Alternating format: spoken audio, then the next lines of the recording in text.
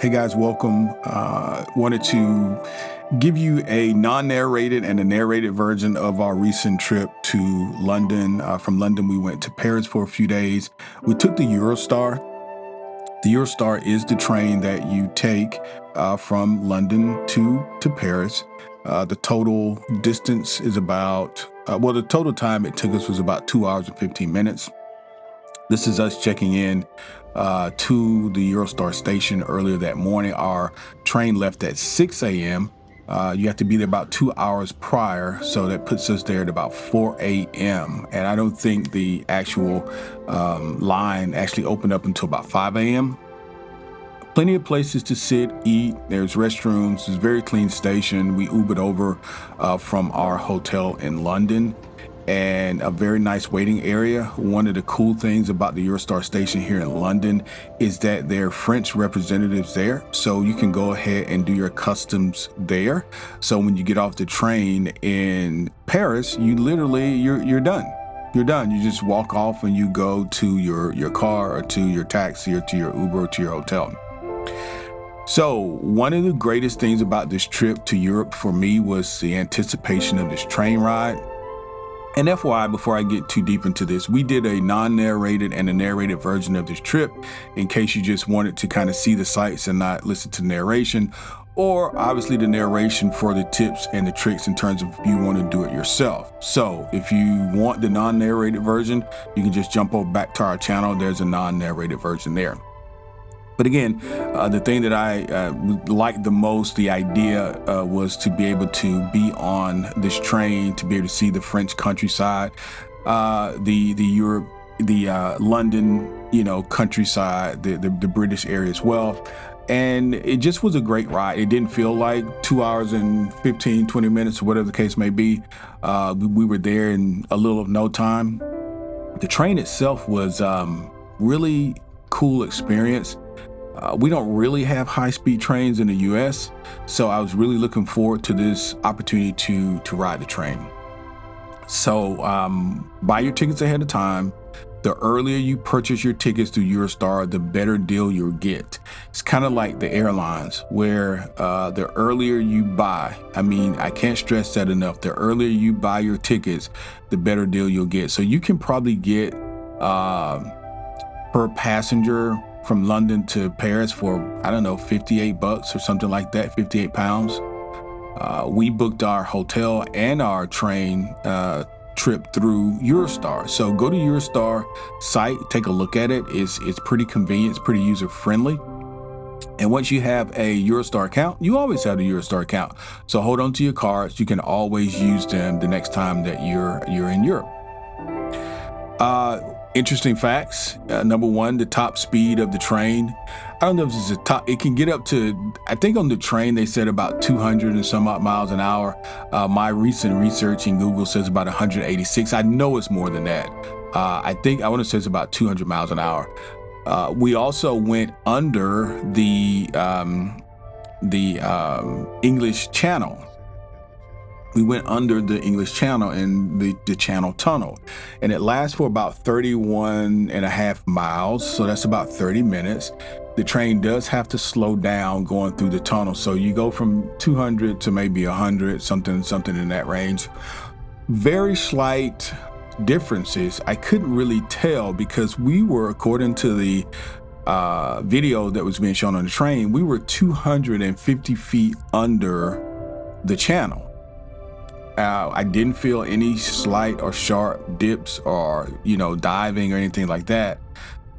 We just looked up and it was dark for a little while. It didn't freak me out or anything. I knew about this before I went. Obviously, I was anticipating this part of it. I don't necessarily like tight spaces, and I thought, maybe this is going to freak me out a little bit, but it really didn't. It was a cool experience. On the way there, you leave London. Once you hit the tunnel, and obviously once you come out, bam, you're in the French countryside. You're in France. That was the cool thing about it. And then obviously coming back is the opposite. The Eurostar was a very, very good experience. I like both stations, the one that's in Paris and also the one that's in London. I thought they were very clean. I thought they were very efficient, very efficient. I love the idea that you can just take your passport. There's digital check-ins, face scanners. You go through those twice, and then you're pretty much done unless something didn't check out and you have to go to talk to a customs agent. In the U.S., particularly in Atlanta, where I had to check back into when we got back into the country, my God, it took us at least an hour. We stood in line just to get checked into the country. And man, it was a much better experience in France. So here we are at our hotel. This hotel is the Hotel Balmoral. I'll tell you this. If you're not used to small hotels and you're in Paris, this was the smallest hotel room I'd ever stayed in my life. Now, we were walking distance from the Arc de Triomphe. So this made it very convenient. Again, we were only there for 2 days, and it's just me and my wife, and we were going all the time. So was no hassle. I'm just telling you, in case you are a larger person or in case you just are not used to small spaces, it was the smallest hotel room I'd ever stayed in my life. But it was very nice. It was clean, and the people were incredibly service oriented. I give you an example. We arrived very early. I told you our train left at 6. They put us in Paris a little after 9 because you gain actually a little after 9 because there's an hour difference. And so once we got there, technically our room wasn't ready, but they made swift haste and our room was done probably 15, 20 minutes. They got us a room and we were able to check into our room because obviously we were ready to go and check out Paris. Take a look at the room, and you should know this, guys. There's only French TV. There's no such thing as YouTube TV. You can't do your Netflix or anything like that. And again, if you check back into our Paris vlog, I told you need an adapter for your chargers. You definitely need one in France. Paris was not about the, hey, I'm going to speak a little English. Hey, I'm going to cut any. No, I tried to do my YouTube. I tried to do Netflix. I tried to do Disney Plus. It wasn't happening. It was French TV or bust. So just be aware. And maybe it was just for this hotel. I don't think it was because it was a country thing with YouTube. But maybe other hotels offer different type of tuning or different types of TV options. But this one did not. We're on the 4th floor, and as you can see, we've got all the amenities to save. The room was clean again, like I said. The bed was very comfortable, but as you can see, there's not a lot of space around each side of the bed once you get our luggage in there. There were 2 small, I'm going to call them closets, but not really closets. I want to stress to you, if you decide to go to this hotel, it was very accommodating, but the rooms were very small. And quite honestly, I looked at several hotels, and they have the specs on the rooms there. Most of the rooms, were around this size or a little bigger. So if you are a bigger person, if you are a heavier person, I think you would have had issue with getting into the restroom, number one, like the toilet area. And you may have had issue getting into the shower because it was narrow. That's the only thing I can say. They did have a escalator. Also narrow. So here's the toilet area. So imagine if you're a bigger person, going into this area. I'm 6 foot tall. So if I needed to go to the restroom, my knees are probably going to touch that wall there, So that was the only thing that was keeping me from the rest of the room, which was that one door. So you better be really, really good friends with whoever you're going with because the space is very intimate. But we enjoyed it nonetheless. It was a quaint, Paris-y type hotel. And again, we loved the distance from where we were staying to all of the attractions. I'm saying attractions, but to things that we wanted to visit. It was all in walking distance. One day, our first day, we took an Uber somewhere, but it's only because we didn't really know where we were going. And once we got to where we were going, we figured out, hey, we could have just walked here. So this was about 3 blocks south of the Arc de Triomphe. And once that was my main landmark. And there were roads that, kind of was like a wheel, They kind of went off from there, and I could make it to, restaurants and to the Eiffel Tower and different places that we wanted to go from there. Now, here is the in-house restaurant for the hotel. They had breakfast every day, guys. They had breakfast every day, and they had a little something every night. They had, wine and different types of hors d'oeuvres and different things that you could have. It's very quaint, very beautiful place. The Uber driver took us from the Paris Eurostar location and took us here to the hotel and dropped us off, and we were able to get out to our rooms relatively quickly. Now, I will tell you this. This was done during the time we traveled during the time of the protest and some of the, so yeah, we got to see the trash on the streets. You've seen a lot of this on the internet. Hey, Paris is trash and all this trash and all this trash. Well, listen, I'm not French. I don't live there, but from what I could understand, what they were protesting, you got to side with the people that are trying to make a decent living and do these sorts of things. I don't know all the details. Only thing I can tell you is this. Was there trash? Yes. Did it inhibit us from moving about, or was it a downer, or was it something that took away from the trip? No. Paris is absolutely beautiful. The architecture, the people were great. I know sometimes French people get a bad rap for, particularly from Americans, because they don't necessarily want to speak English, and I don't think you need to. I think if you're going to France, you're going to Paris, you should try your best to learn at least some general greetings and at least show an effort. And that's what we did. We don't speak French by any stretch of the imagination, but we had our Google Translate, and we did all we could to at least greet people in French, ask questions in French, general questions in French. We were able to order food one day in French, or the best that we could, and at least you show the effort, and people kind of went along with you. We did have an Uber driver one day that just, God bless him, he just couldn't, he couldn't speak English at all, and so he just talked to us in French as if we understood French. So we never got lost. We had a great time.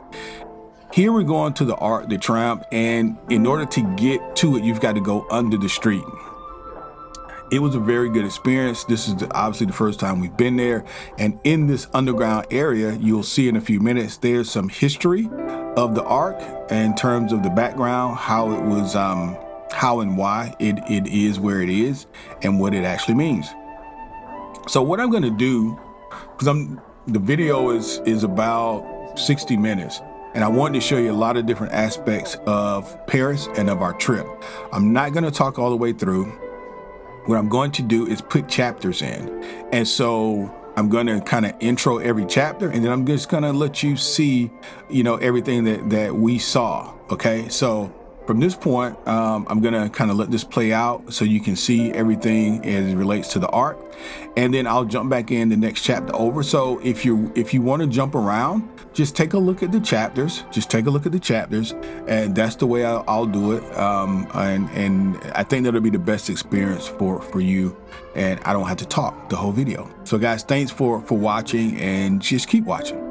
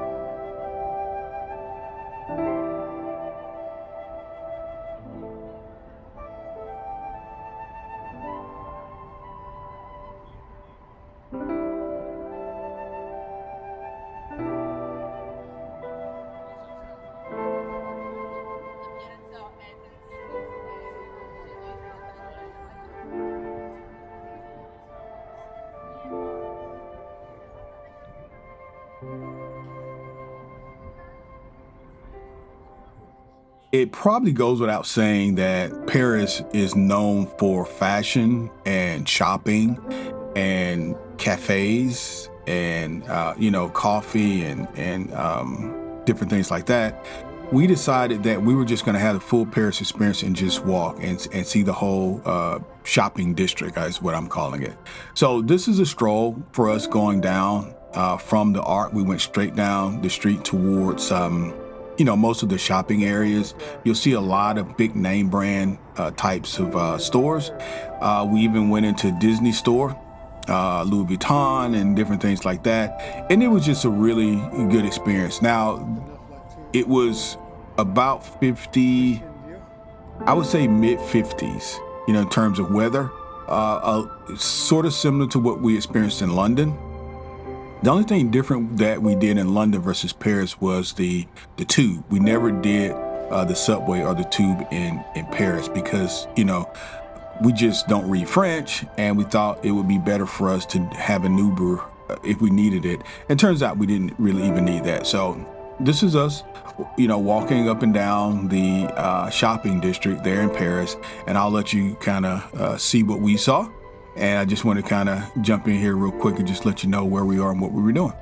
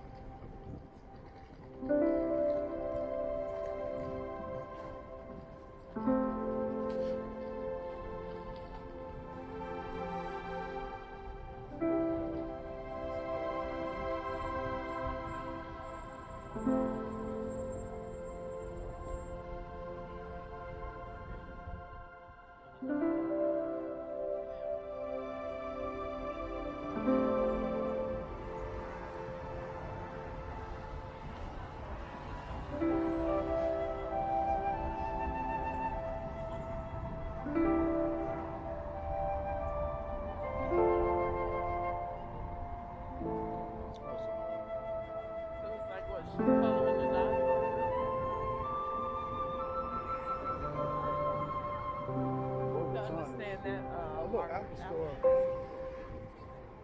Go check this out.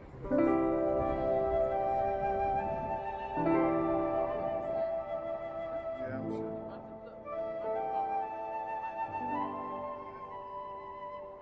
To a lot of Apple stores.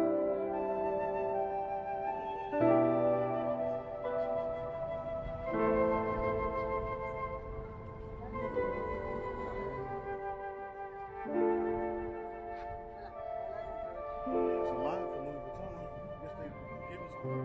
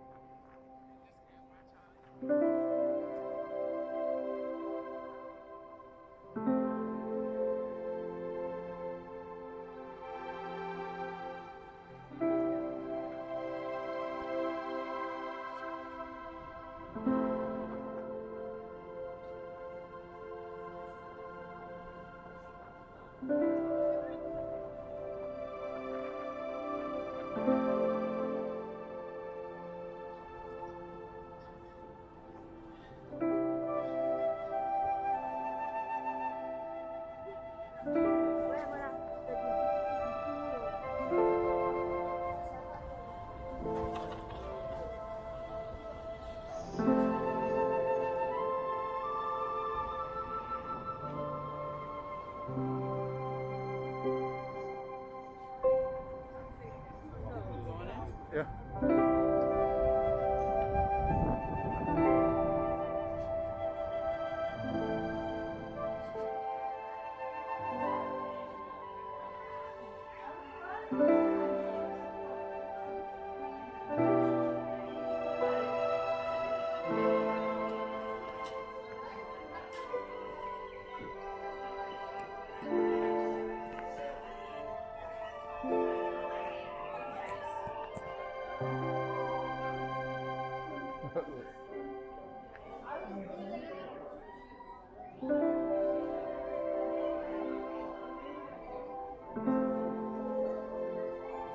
You got an upstairs too?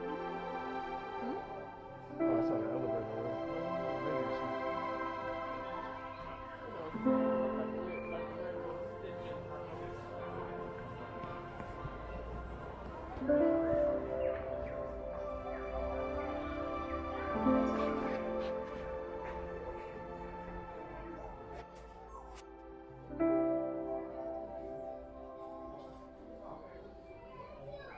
Let's head down 6.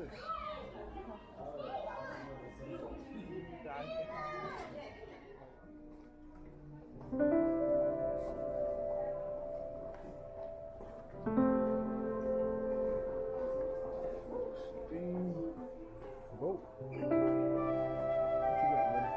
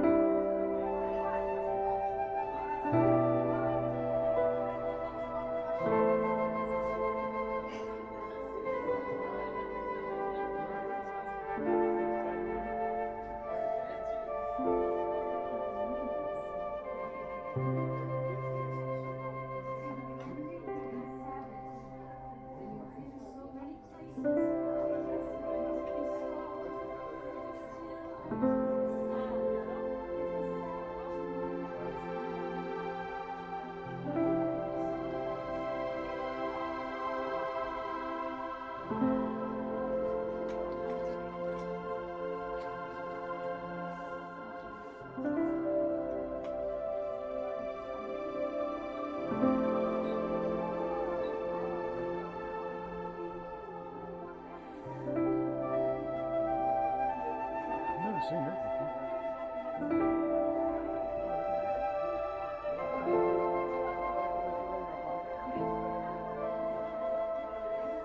It says designers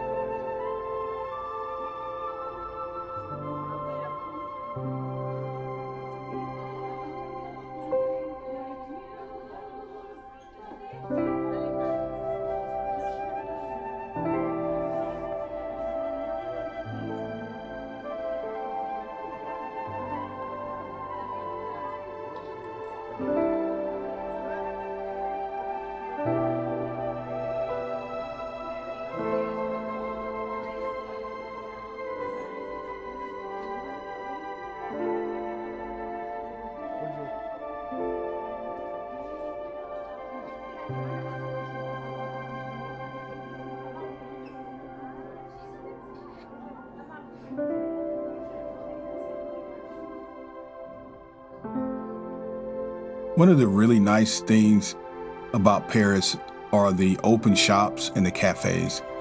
And my wife and I had watched a number of videos going into our trip. And one of the things that my wife wanted to experience was this gelato shop. People really raved about how great the gelato is, and my wife loves gelato. So we found this gelato shop. If I can't stress it enough, one of the things I recommend for you to do when you go, if you've never been, if you don't speak French, is to have Google Maps. That was my best friend throughout the whole trip, in that I could just put in a location, name of a restaurant, for example, with this gelato shop, and I was able to navigate to the gelato shop with no problem. I was even able to use the Google Translate feature as I was navigating between that and the map feature to ensure that I was at least close to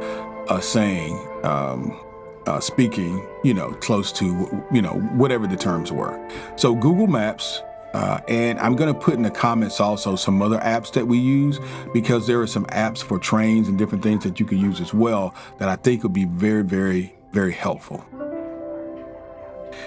On this street too, were just a number of, this is closed off to car traffic. So it's only foot traffic here. So there are a number of restaurants, flower shops, and we've got some really good, what was it that we got? We got really good souffle. It was a cheese souffle that I got on this street as well.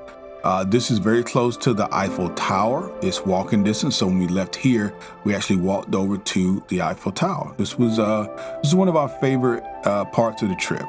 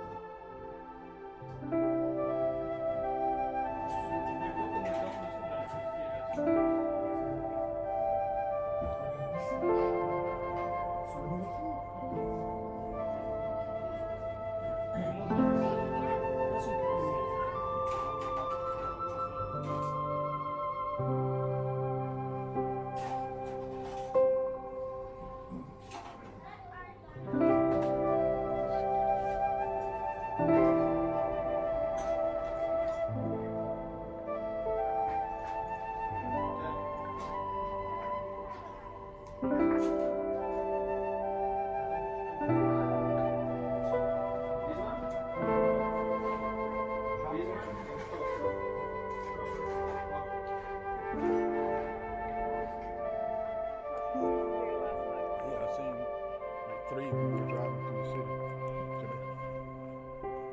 That market. It's a big time market.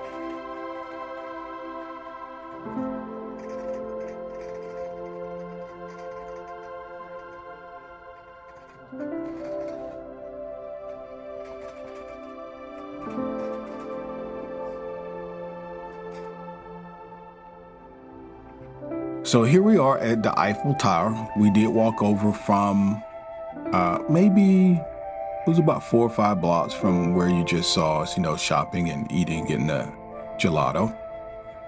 The Eiffel Tower there's parks around it. So if you live in the U.S., you ever been to Washington D.C., there is the mall, the D.C. Mall, which is where there's a lot of greenery, a lot of grass, and the distance, down Pennsylvania Avenue in front of some of the congressional buildings. It kind of had that feel, maybe not as long, but there's a lot of green space out there, a lot of places for you to sit and just enjoy the view. And that's what we did for a little while. We took a lot of pictures, as most people would do. And in this area too, there was sort of a little carnival type situation happening. There were some repairs being done on the Eiffel Tower when we were there.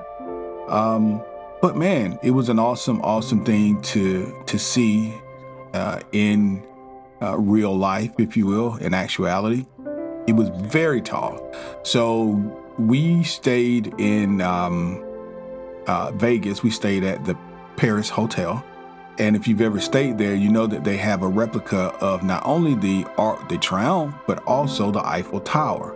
And they are both very realistic. And if you've never been, you may think that's what it actually looks like.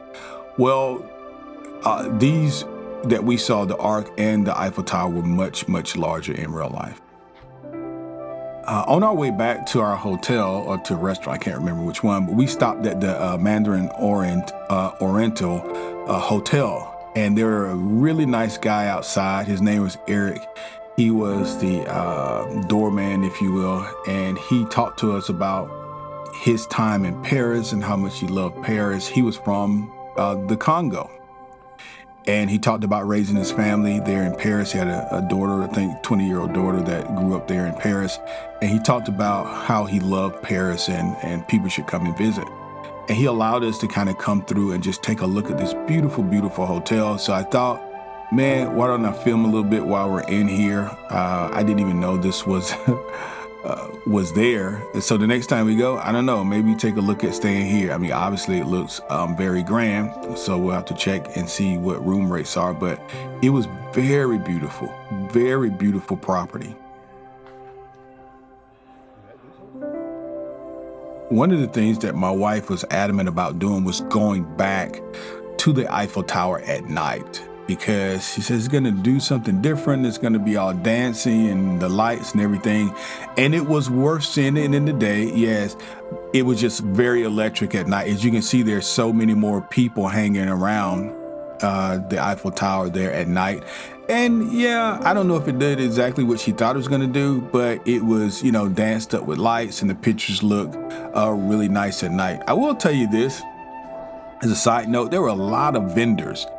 A lot of street vendors around selling these sorts of things, Eiffel Tower keychains and replicas and just all sorts of, I've been to Paris shirts and they were just everywhere. I mean, everywhere. So just be aware of that there are going to be a lot of folks asking you to buy things around there. I don't know what the city codes are and what's happening. I don't get freaked out by that. I just let people, people I figure are trying to make money and do whatever, trying to live. So if you don't want anything, just say no. I will tell you this. I did purchase a really nice painting from a gentleman that was there that night on the steps facing the Eiffel Tower, and I have it hanging up in my home now. Now, this is the Louvre that we went to, and I got to tell you, it was great. I anticipated it being great.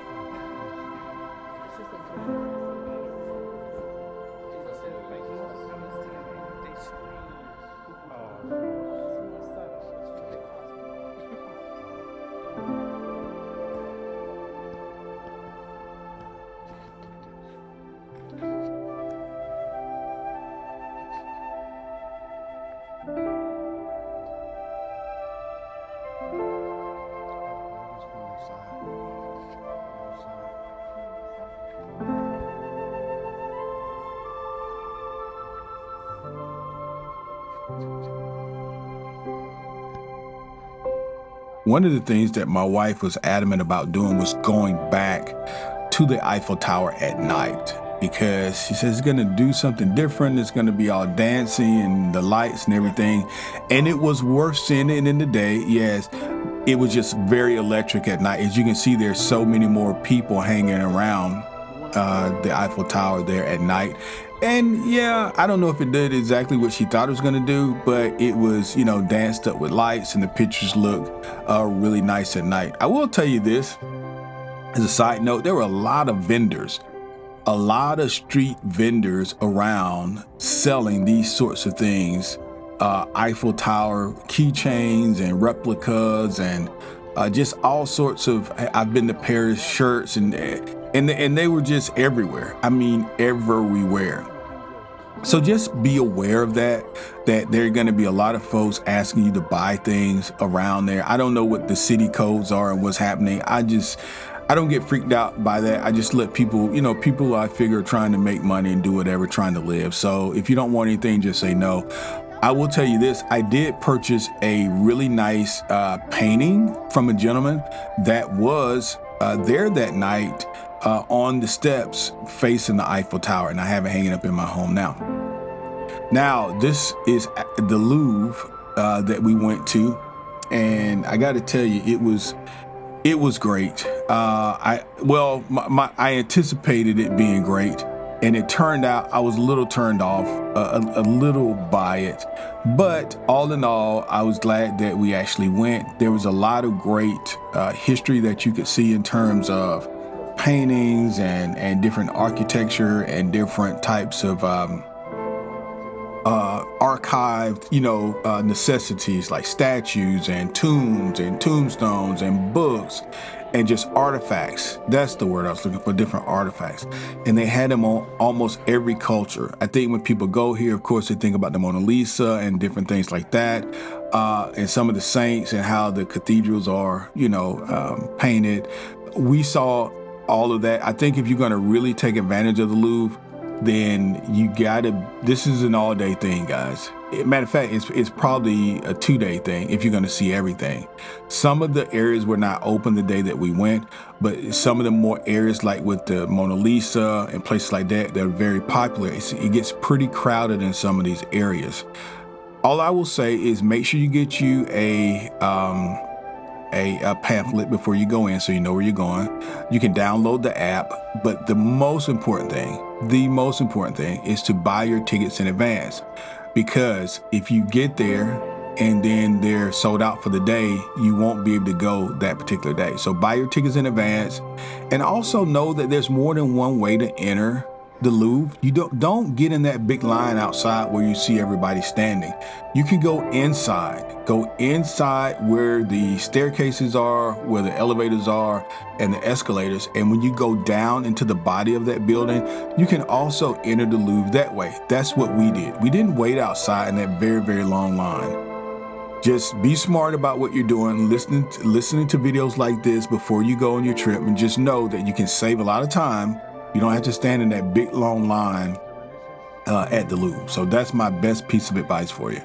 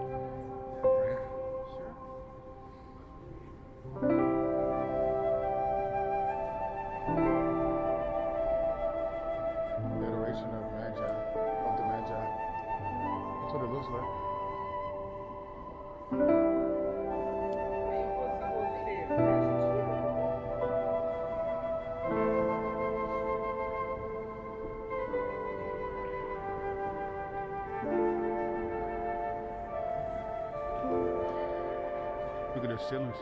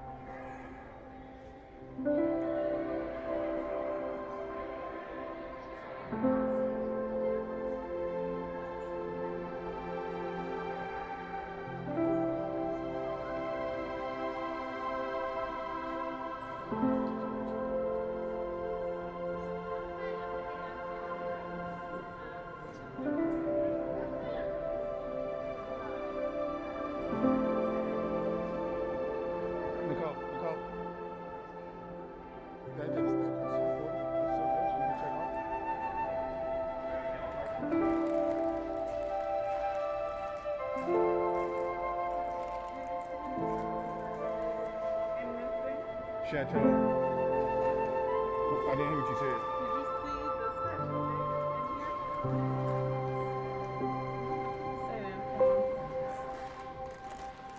I just remember Imani saying she saw it.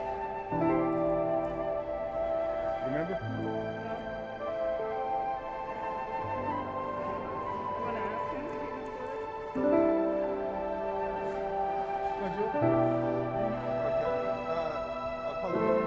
Little Franciscanos.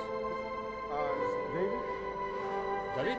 Saint David, a sculptor? That statue. No, no, not here, in Italy. No, not Oh. here. Italy. Let's see. Well, I guess I was wrong. When did I hear her say that? I could have sworn she told me that. Shit, I thought that what's the name was in there. We might have went to the thing, but all right.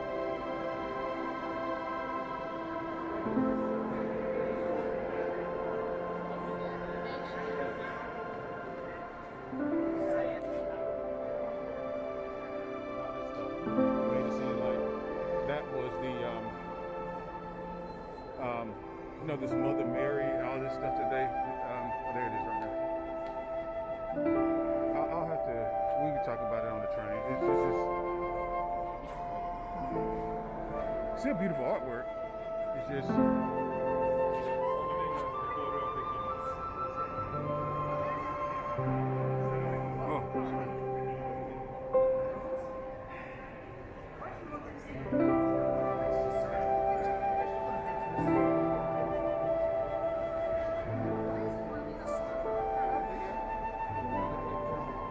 They're looking at something else.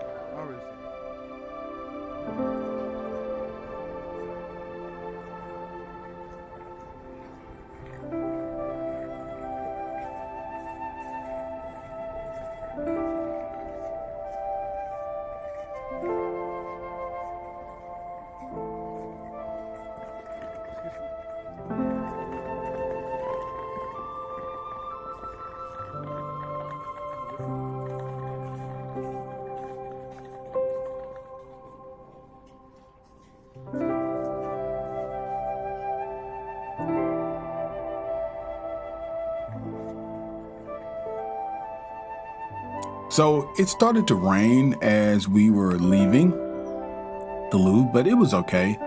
I think we got a little bit of rain most days when we were in Europe, and it's fine. The skies were gray, but we had a great time.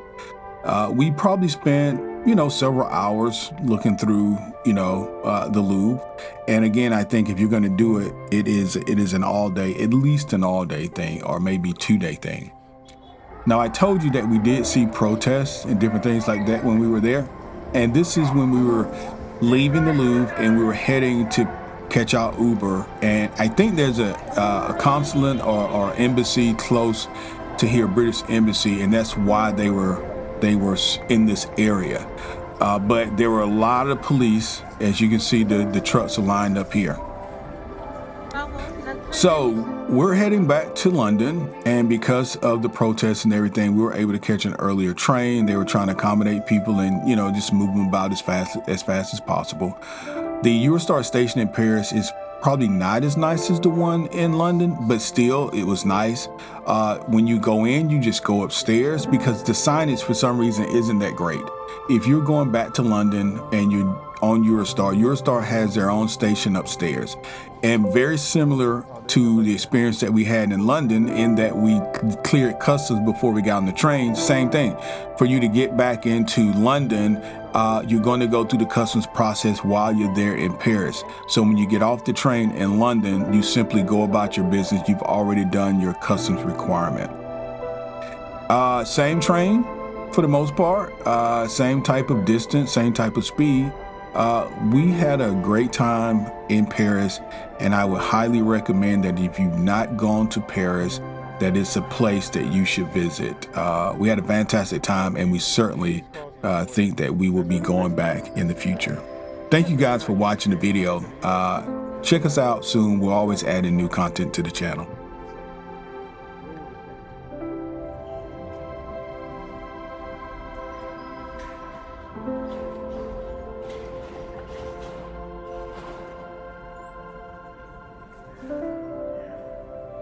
I keep forgetting this one.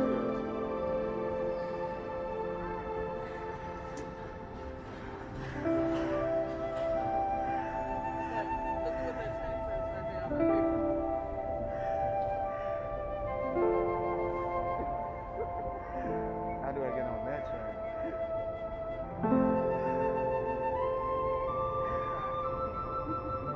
So that's 11.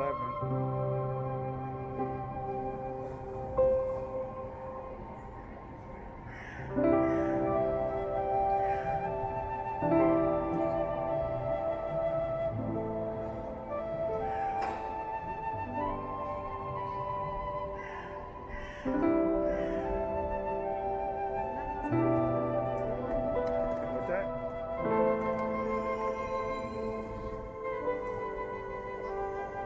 No. That's 10 right there.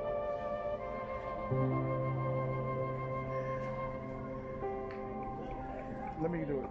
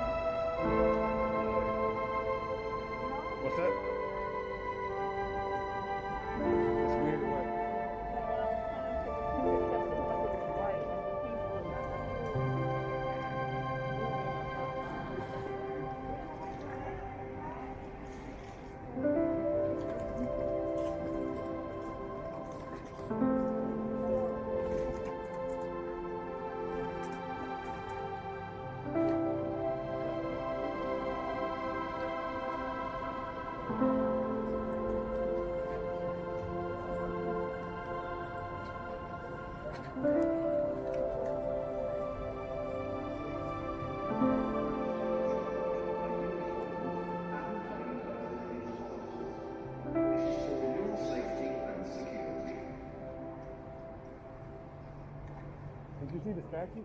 I do. I didn't see it before. Didn't see it back there.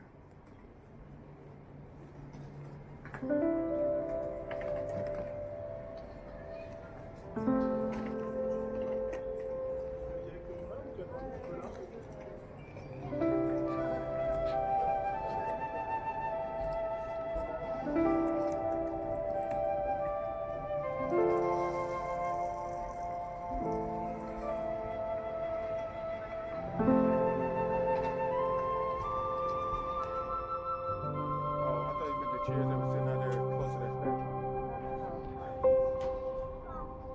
Oh, we gotta do customs again.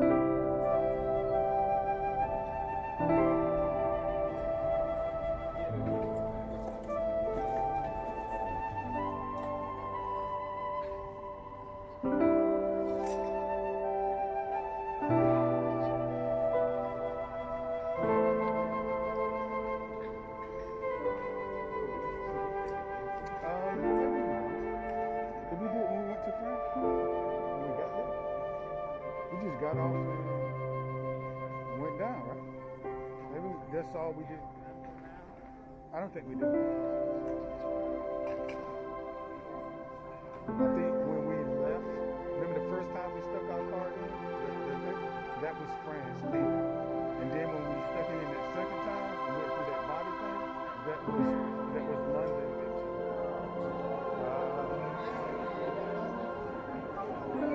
Underground to the left.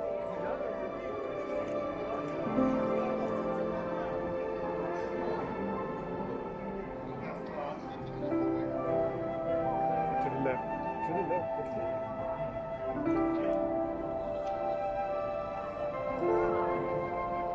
So does this feel a little bit more like the Harry Potter thing when you look at it from this vantage?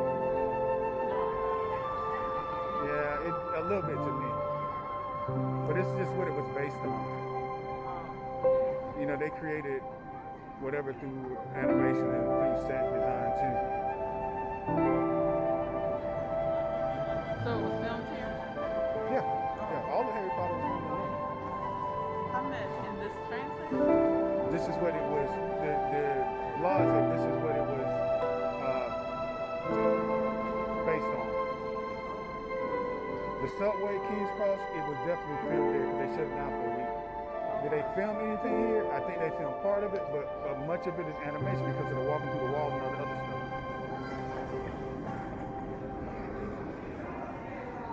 Alright, so I think we got to add some money, if I remember correctly. We don't have to do it now, we can do it on the way out. Because I think the last time it was three something on our car, 380. I don't know if we want to add it now or